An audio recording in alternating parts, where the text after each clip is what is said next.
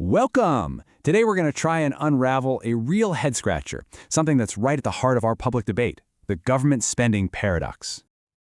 Okay, let's just dive right into this. It feels like every single day you can hear a politician promising to make cuts, right? But at the same time, the national debt just keeps climbing. So how can both of those things possibly be true? Well, this whole paradox really kicks off with this massive gap between what's promised politically and what's actually happening financially. We're told over and over again that savings are being made, but if you look at the data, it tells a very, very different story. So on one hand, you have these big, bold promises of tens of billions in savings, but then you look at the other side of the scale, and the data shows that the size of government as a piece of the whole economy is actually getting a lot bigger. And this kind of contradiction is what fuels all that heated political debate you see about waste and broken promises. It just makes it seem like the government is completely out of control with its finances. But what if the entire debate is just missing the point? So what are these cuts that get all the media attention and get everyone so fired up? To really get this, we're going to use an analogy, and it's a great one. Think of the government's budget like your household budget, but with a massive rent payment and, well, a pretty small dinner bill. The arguments we hear all the time, those political shouting matches over so-called wasteful spending, they're almost always about the dinner. These are the small, kind of flashy items that are easy to argue about, but honestly, their financial impact is tiny. Take international aid, for example. It's a constant source of debate, right? But the entire international aid budget makes up about 0.5% of total government spending. 0.5%! Cutting it just doesn't meaningfully change the big financial picture at all. And you know what? It's the exact same story with civil servants. You hear these plans to lay off thousands of workers, but even if they did, the entire payroll for all central government civil servants is still less than 1% of the national spend. It barely moves the needle. So when you actually look at it like this, you see the problem so clearly. All those fiery public debates, they're happening over these tiny, tiny slivers of the pie. Yeah, they're politically loud, but financially, they're basically a rounding error. And this brings us to the really crucial question. If all those arguments aren't about where the money's really going, what are we all missing? Well, it turns out we're missing the biggest part of the budget by far. All right, now it's time to talk about the rent. These are the massive, almost politically untouchable costs that make up the vast, vast majority of what the government spends our money on. Okay, here's the reality.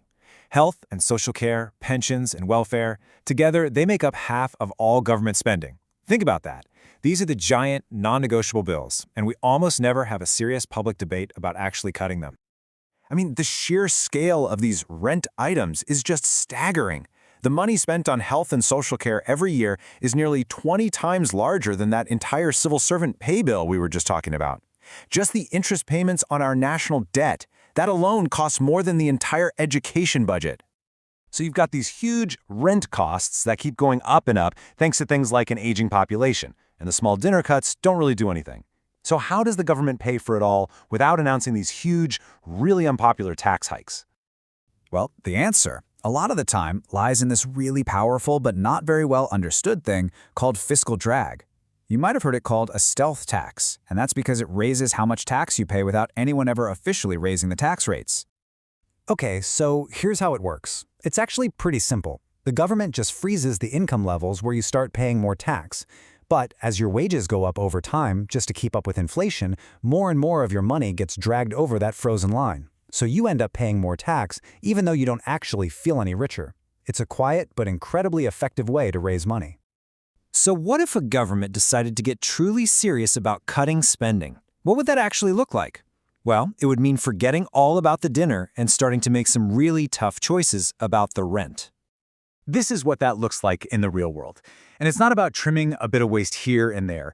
It's about making fundamental, politically explosive choices. We're talking about things like freezing the state pension, charging people to see their doctor, or ending universal benefits. These are services and payments that millions of people depend on, which is exactly why politicians almost never, ever want to touch them. So, the really crucial point here, the big takeaway, is this. We have to understand the difference between the political debate we're all shown and the economic reality that we're all actually living in. And that brings us right back to our analogy, which just perfectly nails the whole issue. We're all over here arguing about the $50 dinner, but the real problem is the $10,000 rent. So the next time you hear a debate about cutting some small, controversial program, just remember this difference. It's almost certainly a political argument about the dinner. It's not a serious economic argument about how we're actually going to afford the massive rent of healthcare, pensions, and debt that truly shapes the country's finances. And that leaves us with the real question that's sitting there, right underneath all the political noise. The argument isn't really about the dinner at all, it's about the rent.